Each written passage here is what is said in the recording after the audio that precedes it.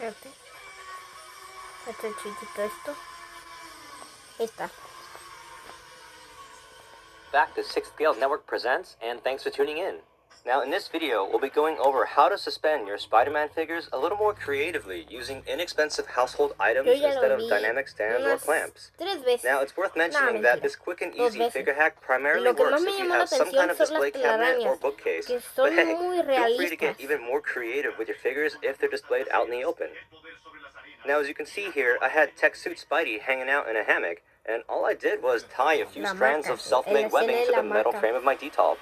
Now, don't worry, we'll be going over how to create the web lines momentarily, but I just wanted to share a closer look at the hammock in case anyone wanted to replicate it for themselves. And so for the hammock itself, all it takes is a thin sheet of plastic wrap to hold them up. I just chose to cut out a few holes to give it a slightly more weathered appearance. Now, believe me when I say that this was a very quick do-it-yourself type of project, so you can definitely make it look a lot cleaner if you simply put in the time. Now here we've got homemade suit Spidey in a web swing flip, and similarly I just tied a web line to the upper bar of the metal frame. Now when it comes to the hands, depending on the pose you go with, you can either tie a web line directly to the wrist peg underneath the web shooting hand, or you can tie it to his gripping palms, whichever you prefer. Está bonito. Alright, and so to create the web lines, all you need is some clear, thin plastic wrap that's normally used on food. Mine's just a generic brand, but you may also know it as saran wrap or cling wrap. Additionally, you'll need a pair of scissors just to remove any loose threads that protrude out of the tied knots. And for the iconic Staten Island Ferry pose, we'll need the fists that also have small slits or openings for the web lines. Now, you can ignore this next part since it's entirely irrelevant to our end goal. I have this uncontrollable urge to mess with my figures when they're in my hands, so I just put them in a casual pose and lean them up against the wall for the time being. Now to create the web lines, all you gotta do is just pull about 2 inches worth of plastic wrap over the edge of the box, or about 5 centimeters if you use the metric system. Slice off a sheet of plastic, then twist and twirl until it becomes a thin web line. Now of course, dental floss or white string can get the job done too. However, I prefer using plastic wrap like this for a couple reasons. First, as you can see here, it's pretty translucent, but also reflective and bounces light, which makes it look more akin to webbing. And secondly, it's very elastic, but still remains durable when it's stretched out. So it's nice to have that immediate flexibility since we won't know the exact measurements or distance of the metal frame to Spidey's hands. Lines together, be sure to straighten them out to imply it's finally time to bring in the figure. Simply attach Spidey to his hands and let him hang out to see if your webbing is sturdy and secure.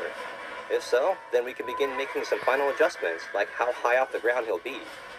Now, if you want him suspended pretty high, you'll want to shorten the distance of webbing between the stands and the metal frame.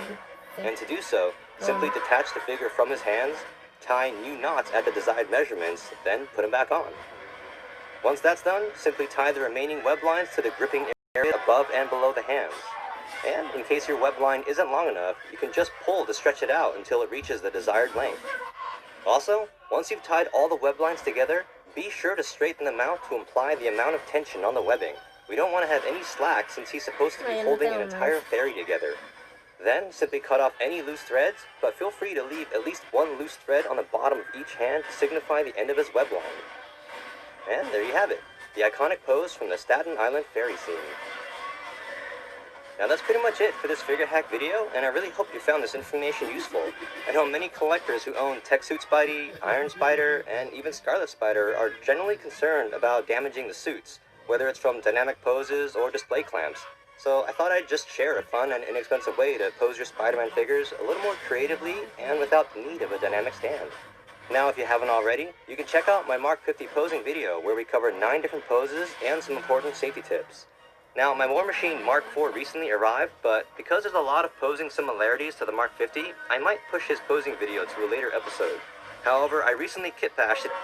Bueno, esto fue todo para la reacción. Espero que les guste. Sobre todo, no olviden dejar un like, suscribirse y activar la campanita.